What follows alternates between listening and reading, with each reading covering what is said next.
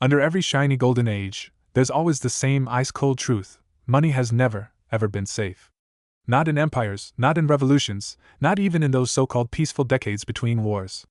The rich have always played a completely different game. For them, money wasn't just wealth, it was leverage, insurance, and a ticket to survive the apocalypse. The real question isn't, how did they get rich? The real question, the one we should all be asking today, is, when everything went to hell, how did these guys stay rich? To understand that, we go way back, 4000 BC, Mesopotamia.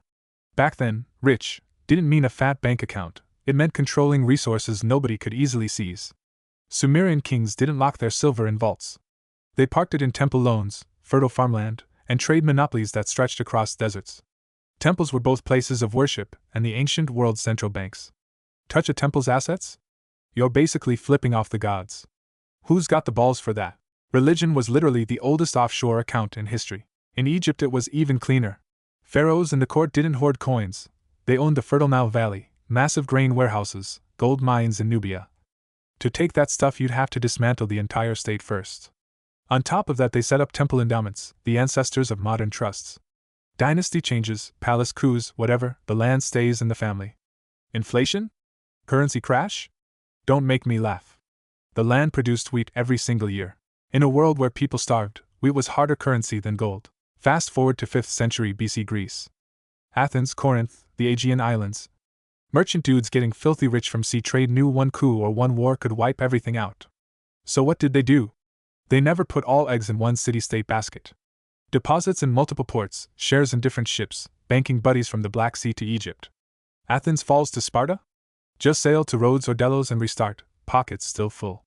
That's straight-up ancient offshore banking. Rome took it to master level. Senators, generals, the equestrian class. These guys lived in a world where today's ally is tomorrow's executioner. Sulla confiscated estates, Caesar did, the triumvirates published proscription lists, and boom, your entire fortune belongs to the state. So the smart ones bought land in Italy, Gaul, Spain, Egypt, bid on tax farming contracts, Roman legions guaranteed collection anyway, lent money to foreign kings and cities, stashed portable wealth, gold, jewels, statues, paintings, in provinces far from political enemies. They weren't just diversifying portfolios. They were diversifying jurisdictions. When the Western Roman Empire collapsed in the 4th to 5th centuries, the picture is crystal clear. The state is broke, the treasury empty. But the old aristocratic families still own the land, the granaries, the workers, even private armies. The state disappeared, their wealth didn't. Why? Because for 500 years they deliberately built wealth that was independent of the state. Middle Ages in Europe, the church becomes the new shield. A king needs cash for war? He seizes his rival's castle, no problem. But property donated to the church? Untouchable, or you get excommunicated. Rich families donate land to monasteries in exchange for prayers, then put their cousin in charge as abbot. Money safe, tax-free, and still under family control. 15th century Florence, the Medici take it next level with bills of exchange, moving money across Europe without moving a single gold coin. You go bankrupt in one city, you're still loaded in the next because your wealth lives on paper ledgers, not in a vault. In the Islamic Golden Age they had Hawala, an insane trust-based money transfer system with zero physical movement. Even the caliph couldn't seize it because there was nothing physical to grab. The rest was the same: caravan shares, real estate from Baghdad to Andalusia, long-term spice and silk monopolies. 17th to 18th century Venice, Amsterdam, London. States are getting bigger and stronger. The rich now lend to the state itself, finance navies, give emergency war loans, and in return get privileges, tax exemptions, monopolies. They become too big to fail. Squeeze them, and you shoot yourself in the foot. So after 6,000 years of this game, one single lesson, bro. Protecting wealth boils down to 2 words. 1.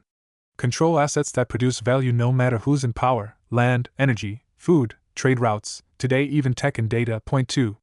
Distance. Never keep everything in one country, one currency, one legal jurisdiction. Back then it was temples, churches, foreign city-states, Hawala.